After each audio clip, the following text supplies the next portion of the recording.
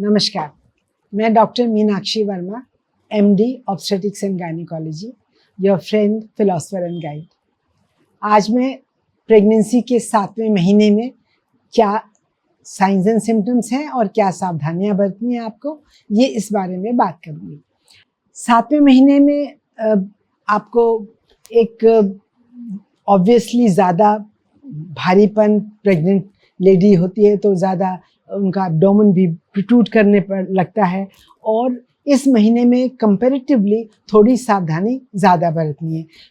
पहले के जो 3 महीने हैं, चौथा, पाँचवा, छठा, उसमें प्रेगनेंसी बहुत ज़्यादा स्टेबल होती है, लेकिन 7वें, 8वें, 9वें में थोड़ी सी स्टेबिलिटी कम होती है और कभी कभी प्रीमैच्योर डिलीवरी की संभावना बढ़ जाती है, तो कुछ सावधानियां बरतना बहुत आवश्यक है। पहले तो ये जानते हैं कि बेबी में और माँ में क्या क्या चेंजेस होते हैं। बेबी का वज़न तेज़ी से बढ़ने लगता है। समझ लीजिए 1.3 kg से लेके 1 किलो से लेके 1.3 kg तक का रेंज है जिसमें बच्चा आपको मिलेगा इसमें, और हाइट उसकी करीब 33 टू 38 सेंटीमीटर्स के करीब रहती है। सारे जो बॉडी के उसके ऑर्गन्स हैं, जैसे लिवर है, लंग है, हार्ट है, ब्रेन है, सभी की मैच्योरिटी, उसकी फंक्शनल मैच्योरिटी भी बढ़ती जाती है, और साथ साथ उनका जो डेवलपमेंट है, जो साइज़ है, वो भी, उनका फंक्शन है, वो भी बढ़ता चला जाता है। वो उसके सेंस ऑर्गन्स डेवलप होने लगते हैं, बच्चे के काफ़ी ज़्यादा डेवलप हो जाते हैं। उसकी जीभ है, उसकी नाक है, सूंघने की शक्ति है, या उसका टच है, ये सब चीज़ें डेवलप होने लगती हैं, और वो मदर के इमोशंस को भी रिस्पॉन्ड करने लगता है। बच्चे की सोलोइंग डेवलप हो जाती है।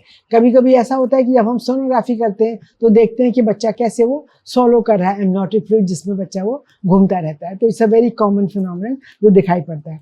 ऐसे बच्चे को की स्किन डार्क होने लगती है, और जो उनके फाइन हेयर होते हैं, लेंगो हेयर, वो सब गिरने लगते हैं, और साथ ही साथ जो स्किन के नीचे एक फैट डिपोजिशन हो जाता है, जिससे कि बच्चे को जो टेम्परेचर रेगुलेशन की जो उसकी कैपेसिटी है, कैपेबिलिटी है, वो काफ़ी बढ़ जाती है। वज़न भी तेज़ी से बढ़ता है। एमनियोटिक फ्लूइड थोड़ा कम हो जाता है, लेकिन इतना कम नहीं कि बच्चा घूम न सके, पूरा का पूरा भी घूम जाता है। कभी वो वर्टेक्स नीचे की तरफ से रहता है, कभी उसका बटक्स नीचे की तरफ रहते हैं, पूरा का पूरा होल वो भी घूमता रहता है, पोजीशन अपनी बदलता रहता है। किक्स भी बहुत स्ट्रॉन्ग रहते हैं। माँ में क्या बदलाव आते हैं, जैसे मैंने बताया कि उसका जो बेबी बम्प है वो काफ़ी बड़ा हो जाता है, स्ट्रेच मार्क्स ज़्यादा हो जाते हैं। पहले मैं 6 महीने में बता चुकी हूँ कि कैसे स्ट्रेच मार्क्स बनते हैं। अगर ज़्यादा ड्राई स्किन रहे तो उसको मॉइस्चराइज करना है, इचिंग ज़्यादा नहीं करना है, और स्किन हेल्थ अच्छी होनी चाहिए। गुड न्यूट्रिशियस डाइट रखेंगे तो वो स्ट्रेच मार्क्स कम से कम होंगे। ब्रेस्ट के चेंजेस काफ़ी इंपॉर्टेंट होते हैं इस मंथ ऑनवर्ड्स। ब्रेस्ट का साइज़ भी बढ़ जाता है, ब्रेस्ट में कुछ जो लैक्टिफेरस डक्ट्स होती हैं वो बढ़ जाती हैं, जो मिल्क प्रोड्यूसिंग टिश्यू है वो बढ़ने लगता है, और कुछ वाइट या मिल्की डिस्चार्ज निपल से होने लगता है।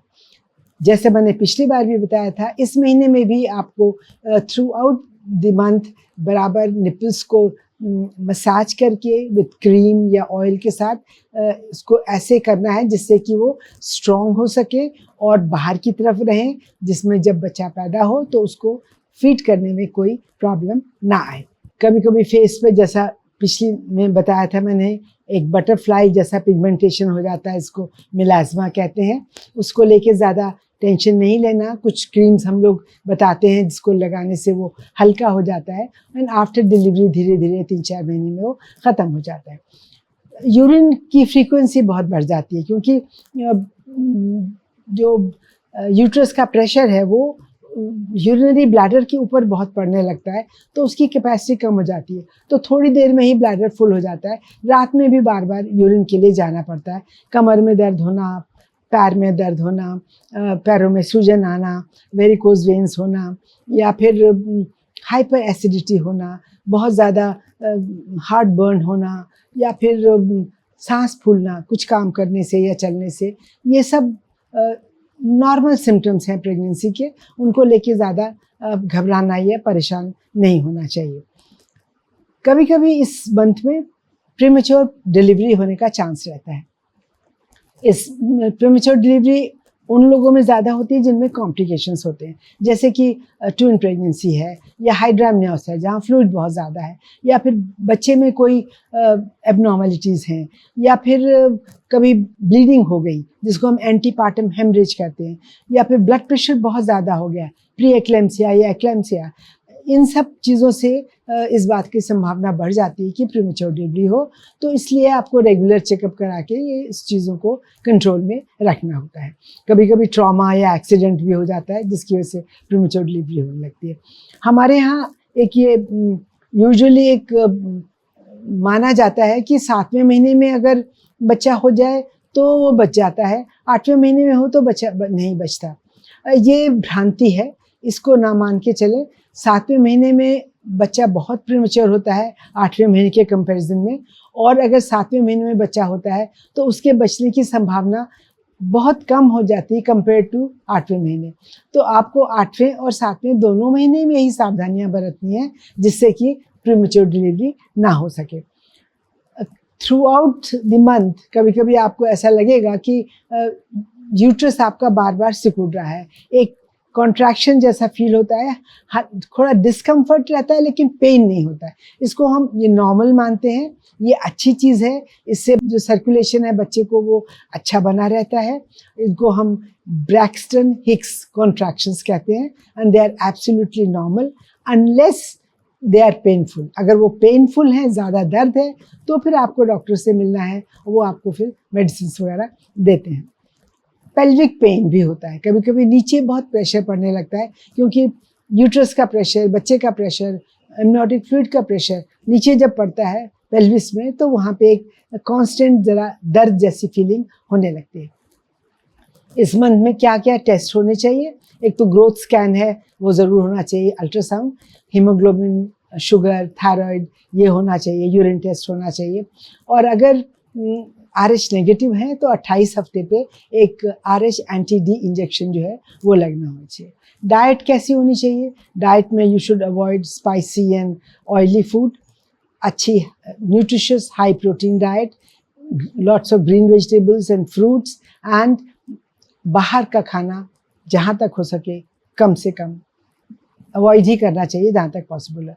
सावधानियाँ वही बरतने में है कि आपको स्पाइसी फूड अवॉइड करना है, बहुत ज़्यादा अननेसेसरी एक्सर्शन, फिजिकल एक्सर्शन या अननेसेसरी मेंटल एक्सर्शन, दोनों ही, मेंटल स्ट्रेस ये बिल्कुल अवॉइड करना है, दोनों ही चीज़ें डेट्रीमेंटल हैं।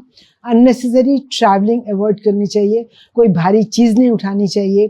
बच्चे की मूवमेंट्स का हमेशा एक सबकॉन्शियस माइंड में ध्यान रखना चाहिए कि वो ठीक चल रहे हैं कि नहीं चल रहे हैं। और कभी भी ऐसा लगे कि बहुत तेज़ सिर में दर्द हो रहा है या आंखों के आगे कुछ चमक जैसी आ रही है, तो इमीडिएटली डॉक्टर को कंसल्ट करना चाहिए, क्योंकि ये इस बात की संभावना बताता है कि हो सकता है कि आपका ब्लड प्रेशर ज़्यादा हो रहा है। आशा है आपको ये इन्फॉर्मेशन अच्छी लगी होगी। अगले वीडियो में मिलेंगे ये बताने के लिए कि 8वें महीने में आपको क्या जानना चाहिए और क्या सावधानियां बरतनी चाहिए। तब तक के लिए नमस्कार, फिर मिलेंगे।